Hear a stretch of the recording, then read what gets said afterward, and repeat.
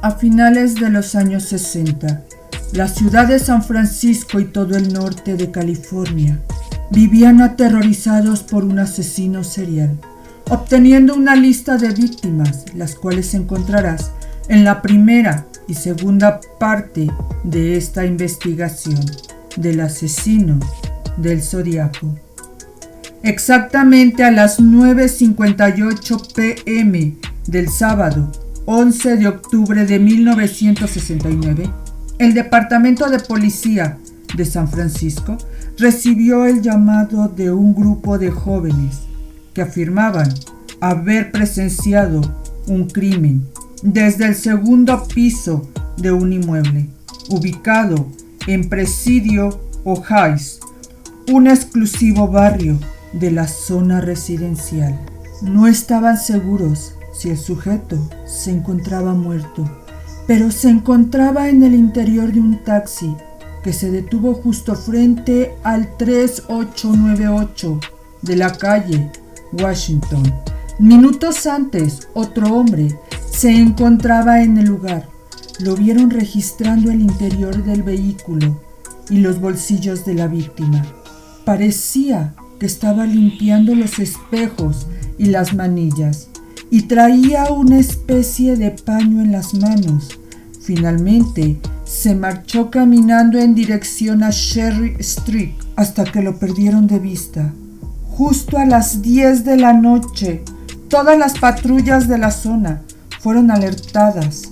El operador del radio del Departamento de Policía de San Francisco informa a las unidades de un posible tiroteo y que estaban tras la búsqueda de un afroamericano robusto, cercano al 1,80 m de estatura. Los agentes Donald Ford y Eric Searle se encontraban a solo un par de calles y se dirigieron rápidamente al lugar de los hechos. Cuando se acercaron a la intersección de la calle Washington y Cherry, vieron a un sujeto caucásico que caminaba lentamente en la oscuridad. Detuvieron el coche y le preguntaron si había visto algo sospechoso. El testigo afirmó que había visto a un hombre con un revólver en las manos, corriendo por la calle Washington hacia el este. La patrulla salió inmediatamente en esa dirección, aunque no pudieron encontrarle. Al mismo tiempo, otras unidades y un par de ambulancias se presentaron en la escena del crimen, certificando el fallecimiento de la víctima. Se trataba de un taxista, Paul Lee Steen, de 29 años, el cual fue víctima de un tiro en la cabeza. Los jóvenes que llamaron aquella noche fueron interrogados por los agentes para entregar más detalles del crimen ocurrido. Afirmaron que el atacante era un hombre de entre 25 y 30 años, de cabello corto y castaño, llevaba gafas, ropa oscura y era caucásico, no afroamericano. Por lo visto, el operador del radio del Departamento de Policía de San Francisco, que recibió la llamada, había cometido un grave error al confundir las siglas de adulto blanco con las de adulto negro al momento de redactar su informe. Aunque la información se rectificó y se dio aviso a los agentes que recorrían las calles en busca del asesino, no sirvió de nada. Se interrogó a los vecinos del sector y se organizó una exhaustiva búsqueda en la zona. Incluyó docenas de agentes y un par de unidades con perros policías. Lamentablemente, no se pudo dar con el sospechoso, a lo que el operativo fue cancelado a las 2 de la mañana. Los investigadores pudieron averiguar que la compañía de taxis Yellow Cab Co. había contactado a Paul Steen cerca de las 9:45 de la noche para que se dirigiera al número 500 de la 9ª Avenida.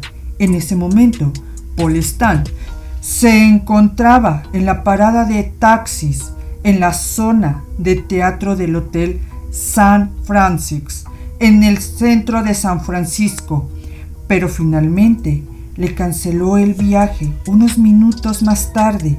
A las 9:46 de la noche puso en marcha el taxímetro, ya que se había subido otro pasajero, el que podría ser su ultimador.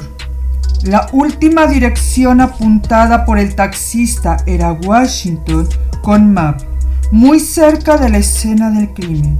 Un detalle que llamó la atención de los agentes que se encontraban presentes durante el levantamiento del cuerpo era que faltaba una parte de la camisa de la víctima. Aún así, el crimen no parecía tener nada fuera de lo habitual. La billetera de Paul Stine había desaparecido, al igual que las llaves del taxi, por lo que la policía pensó que se trataba de un ladrón inesperadamente que actuó de forma irracional durante un intento de robo. Al interior del taxi se encontró un casquillo de bala de 9 milímetros, a lo que los forenses pudieron rescatar la huella de una mano derecha impresa con sangre. La autopsia confirmaba que Paul Stine había fallecido de un disparo a quemarropa sobre la sien derecha y la bala aún se encontraba alojada en su cerebro.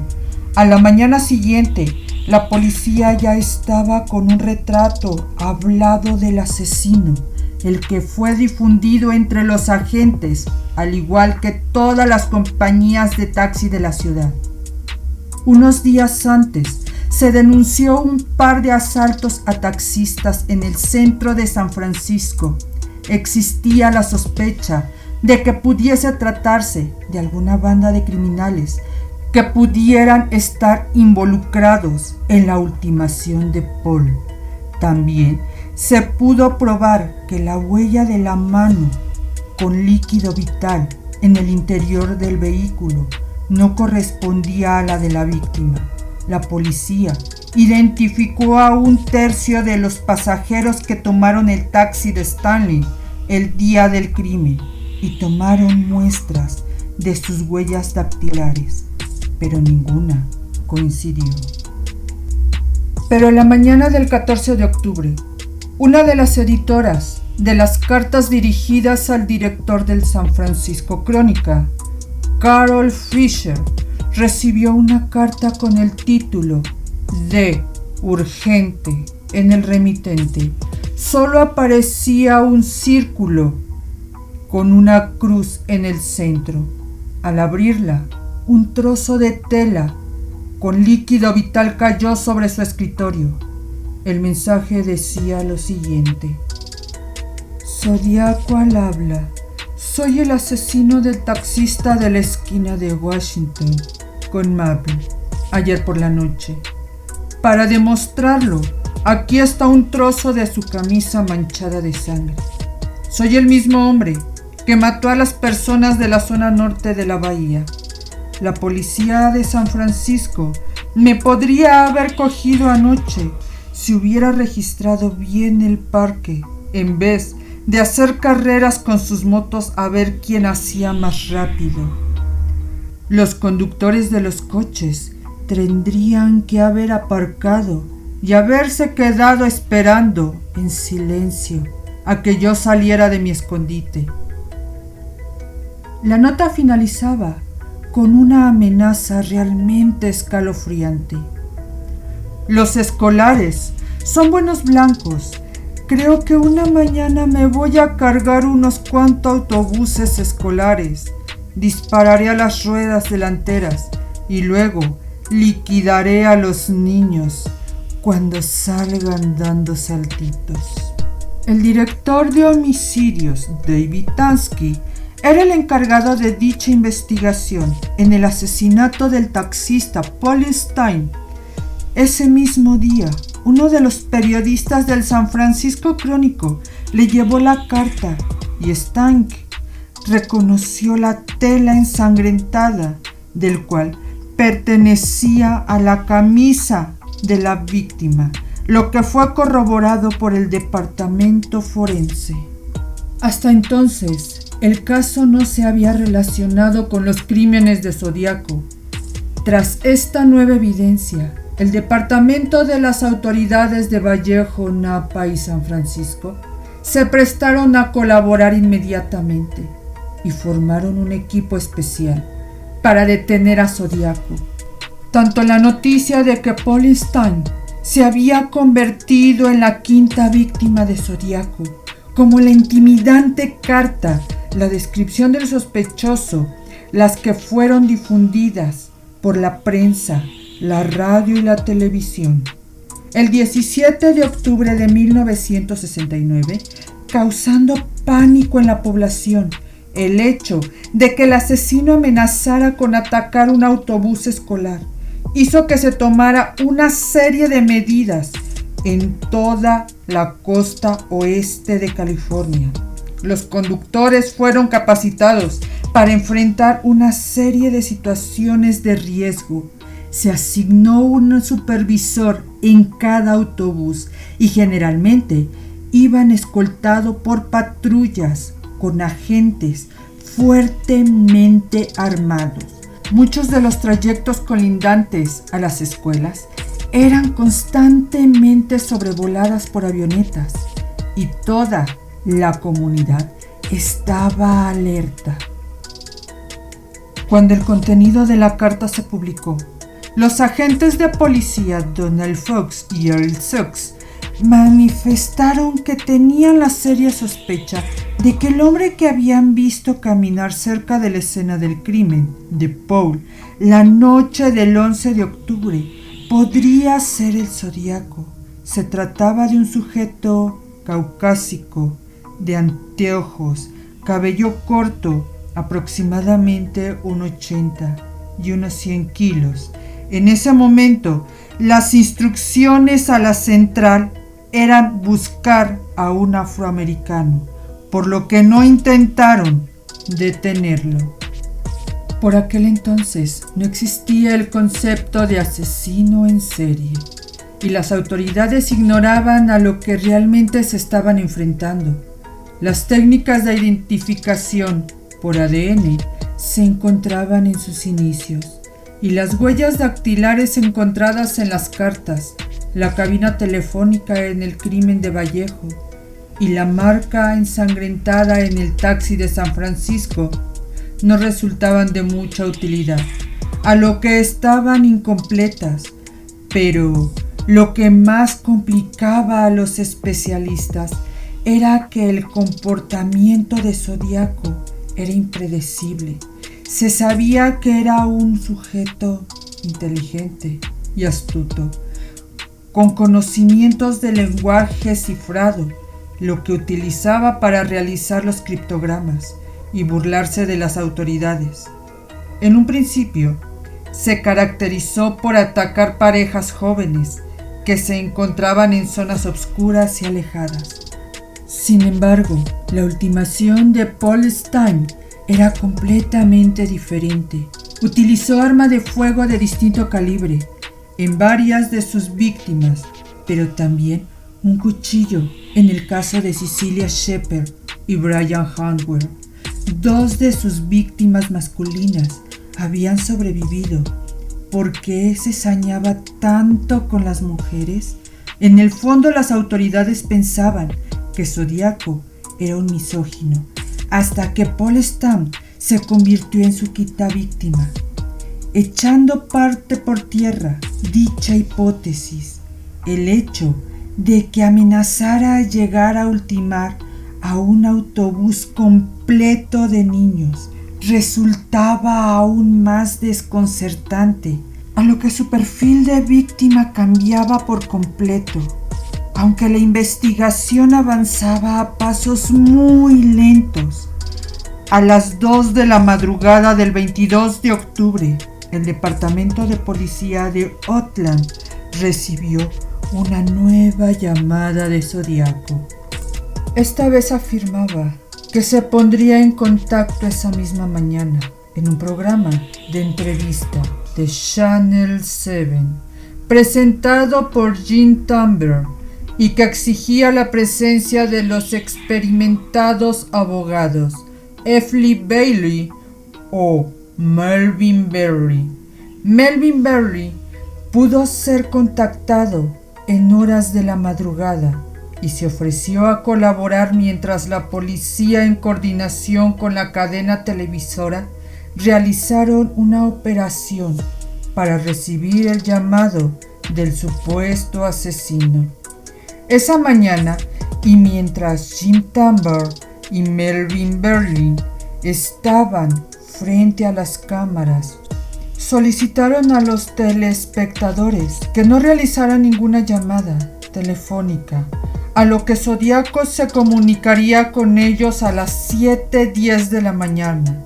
Recibieron el primer llamado, y aunque toda la nación quedó estupefacta cuando Zodíaco amenazó con cometer otros crímenes, finalmente se pudieron rastrear las llamadas, la cual provenía del Hospital Estatal de Napa. La policía no tardó en descubrir que se trataba de un paciente mental que llevaba tiempo recluido. Los telefonistas que recibieron la llamada de Zodíaco con anterioridad fueron unánimes en afirmar que ante los investigadores que la voz de ese sujeto no coincidía. El incidente fue catalogado como un show mediático que solo evidenció cuán lejos estaban las autoridades de detener al verdadero Zodíaco. El 10 de noviembre de 1969, el San Francisco Crónica recibió un nuevo sobre del Zodíaco, el cual contenía otro trozo de la camisa de Paul Stine. Esta vez incluyó un complejo criptograma de 340 símbolos ordenados en una cuadrícula de 20 líneas que en su momento no pudo ser descifrada. Además del recuento de 7 víctimas fatales en una lista de 5 meses: diciembre, julio, agosto, septiembre, octubre. En teoría, esto significa que en agosto había ultimado a otras 2 personas, a las cuales nunca se había referido en cartas anteriores. Los únicos asesinatos registrados en el mes de agosto eran los de 2 chicas de San José, identificadas como Deborah Gale Fowler, de 14 años, y Kathy Snoosey, de 15. Ambas fueron encontradas ultimadas en un pequeño bosque, y se trató de una ultimación parcialmente horrenda, a lo que fueron apuñaladas más de 150 veces por la espalda, el pecho y el cuello. Ninguna de las 2 fue abusada. El trozo de la camisa de Paul Stine confirmaba que se trataba de una carta verídica de Zodíaco, pero la duda era por qué se estaba adjudicando tardíamente estas ultimaciones de Kathy y Deborah. Para los investigadores estaba claro que se trataba de un sujeto narcisista, desesperado por llamar la atención. Tras los crímenes del lago German y Roosevelt Springs, realizó una llamada telefónica y entregó varios detalles que solo conocían los investigadores en la escena del crimen. Del lago Brisa dejó un mensaje escrito en la puerta del vehículo de una de las víctimas. Por último, tras ultimar al taxista de San Francisco, le arrancó un trozo de camisa, la cual posteriormente iba enviando por parte a las autoridades para garantizar la autenticidad de las cartas. La duda era por qué no había hecho nada similar en las últimas 2 chicas adolescentes de San José. A lo que resultaba difícil creer que tratara tanto tiempo el confesar aquel doble crimen, considerando que disfrutaba de toda la publicidad otorgada por los medios de comunicación. Pasaron 2 años hasta que a finales de 1971 un enfermo mental llamado Carl Francis Perner fue detenido y acusado de los crímenes de Deborah Forlorn y Kathy Snousy, además de una tercera víctima, identificada como Kathy Pillek, apuñalada 49 veces, el 11 de abril de ese mismo año. En otra de las cartas enviadas por Zodiaco, después del arresto de Carl, insistió en que él era el responsable de las muertes de Deborah Forlorn y Kathy Snousy. Los detectives dudaban que estuviese involucrado y estaban seguros de la culpabilidad de Carl Francis Perner, pero el 26 de agosto de 1971, otra chica de San José llamada Janet Bollicott, de 21 años, fue ultimada de 130 puñaladas en la cabeza, el cuello y el pecho. El atacante también le había clavado unas tijeras en el cráneo e intentó prenderle fuego con líquido inflamable, aunque no hubo abuso sexual en contra de ella. El crimen tenía gran similitud con los casos con los cuales Carl Perner había sido preso meses antes. Se llegó a insinuar que había sido obra de Zodiaco en un intento por confundir aún más a las autoridades y atribuirse una serie de crímenes más en su lista. El caso del asesino del Zodiaco había alcanzado enorme notoriedad. No faltaron los bromistas que inventaban cartas a los medios de comunicación o llamaban a la policía para sembrar pistas falsas a diario. Se recibían cientos de llamadas telefónicas de personas que sospechaban de su compañero de trabajo, su vecino, su marido, que podría ser el Zodiaco. Incluso algunos afirmaban haber sobrevivido a uno de sus ataques. La cantidad de información que llegó a manejar la policía fue abrumadora.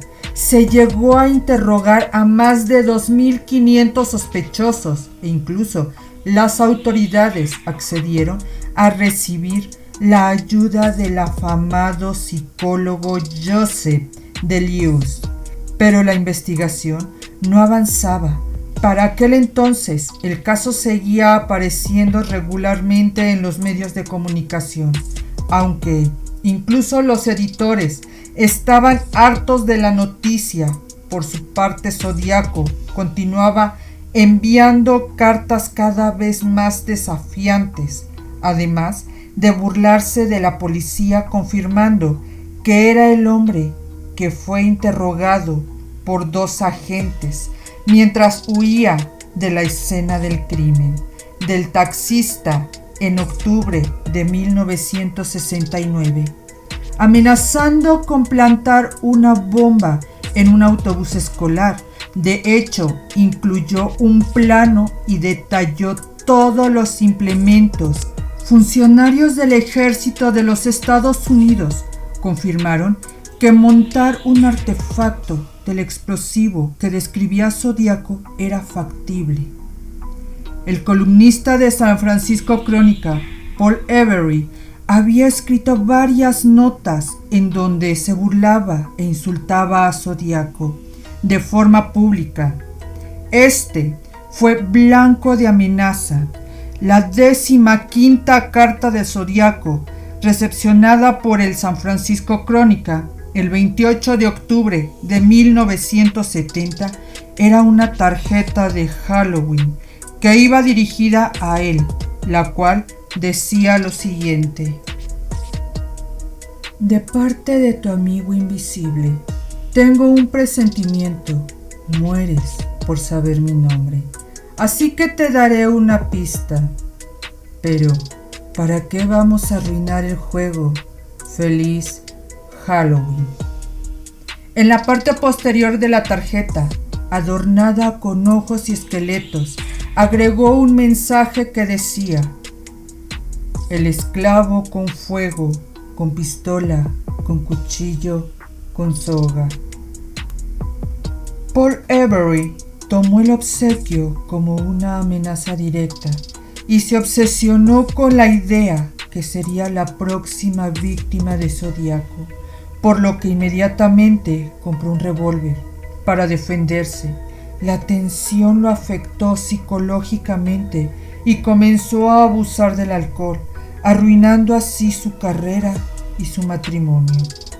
Zodíaco dejó de enviar cartas a los periódicos durante casi 3 años, hasta que el 30 de agosto de 1974, en el San Francisco Crónica, se recibió una nota que decía lo siguiente: creo que El Exorcista es la mejor comedia satírica que he visto en mi vida.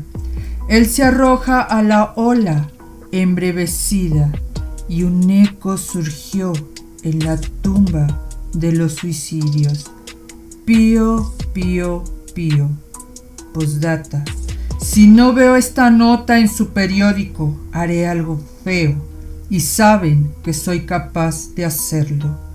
Yo, 37, Departamento de Policía de San Francisco, 0.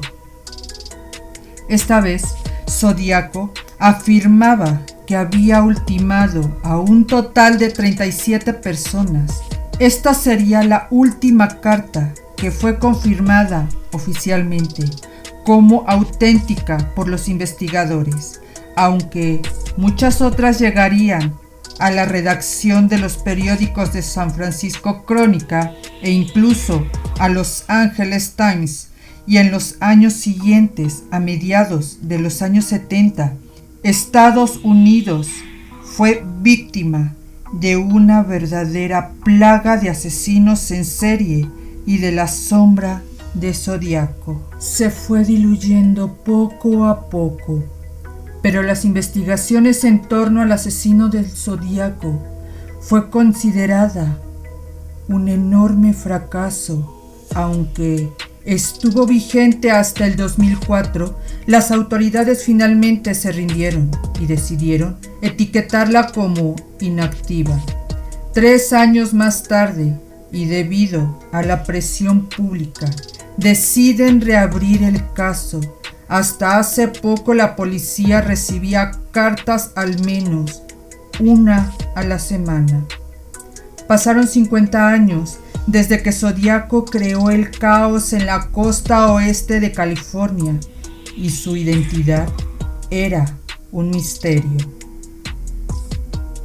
Caso sin resolver, lo último que se supo de Zodíaco. Han pasado 54 años de búsqueda para que por fin se pudiera identificar quién era Zodíaco.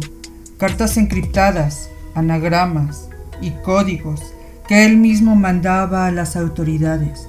Recientemente logran ser decodificadas, pero una pista en particular fue la clave para que medio siglo más tarde se resolviera el caso.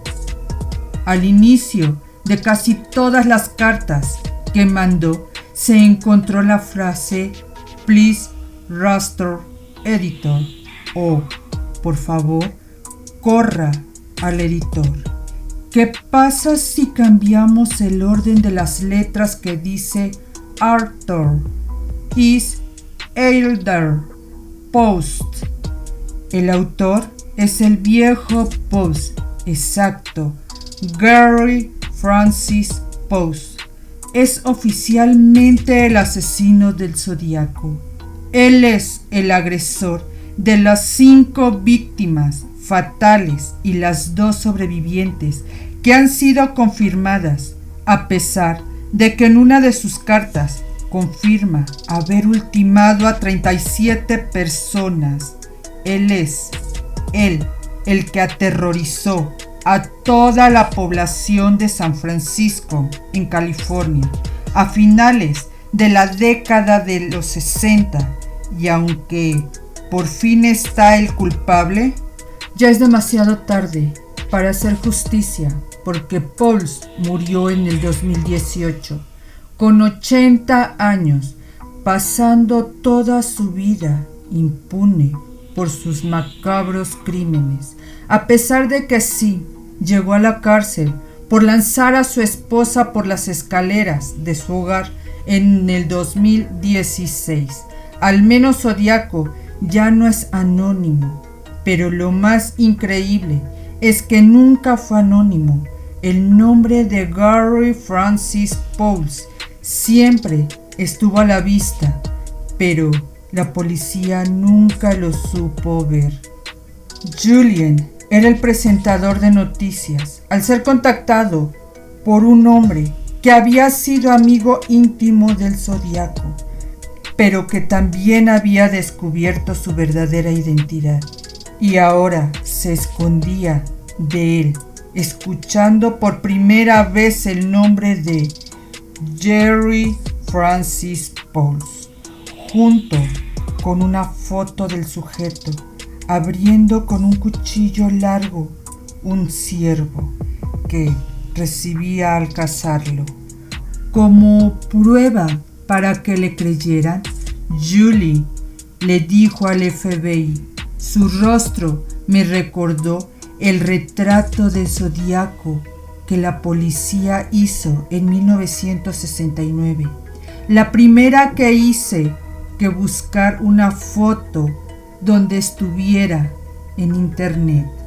No había nada sobre Pauls, pero luego revisé las cartas y tarjetas originales sin toques de Zodiaco, y allí, en una pequeña sección de la tarjeta de Halloween de octubre de 1970, lo vi: Gary Francis Pauls, deletreado de manera burlona, y solo dije: madre mía. Desde ese momento se dedicó a resolver los mensajes cifrados de Zodiaco, y lo que descubrió fue macabro. Dentro de todos los códigos que resolvió, descubrió que Zodiaco había anotado las coordenadas exactas de varias de sus crímenes. Por ejemplo, en 2015 descubrió una ubicación que Zodiaco había entregado para avisar que algo ocurría ahí, resultando que esa era la localización del árbol donde colgó una bolsa con los huesos de Donna Lass, una de sus víctimas.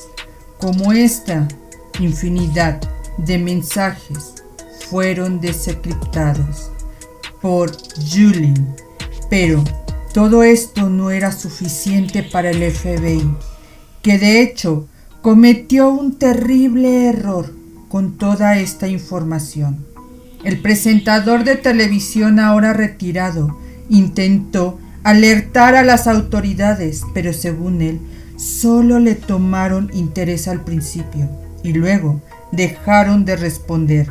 Pero Julian no estaba dispuesto a rendirse, así que entregó toda su información a la organización de investigación privada y voluntaria de Case Breakers, que juntó toda prueba con las suyas y comenzaron a investigar el pasado de Pauls, descubriendo que en 2014 un grupo de vecinos del pueblo donde vivía Pauls entregó al FBI muchísimos objetos sospechosos que podrían resultar clave para la investigación, donde había un mapa de escape, fotografías, identidades duales, mensajes y cartas criptadas, casquillos de cartucho, y 2 años después una muestra de ADN, pero según la agrupación Los correos electrónicos y los testigos señalan que los agentes federales ocultaron rápidamente la participación de las personas, confiscando su maletín con todas las pruebas. Pero, ¿por qué? Muchos piensan que el FBI no quería ser avergonzado por aficionados, pero Breakers denunció la negligencia y exigió que se realizaran las pruebas de ADN de los cabellos castaños encontrados en la mano de Cherry Joyce, una estudiante que fue apuñalada en 1966, recién este año, más de medio siglo. Más tarde, el FBI realizó las pruebas y confirmó finalmente que hay una conexión concluyente entre Pauls y 5 de las víctimas que le han sido atribuidas. Llegamos al final de este aterrador caso de Zodíaco, que toda su vida quedó impune de sus crímenes, y ya muerto descubrieron quién fue el asesino del Zodíaco, siguiendo uno de los asesinos en serie más hábiles y sangrientos de la historia. Si no estás suscrito, te invito a suscribirte. Regálame tu like y comenta qué piensas tú del asesino del Zodíaco. Soy Luz del Infierno, la dama del terror y el suspenso. Nos vemos en una próxima transmisión.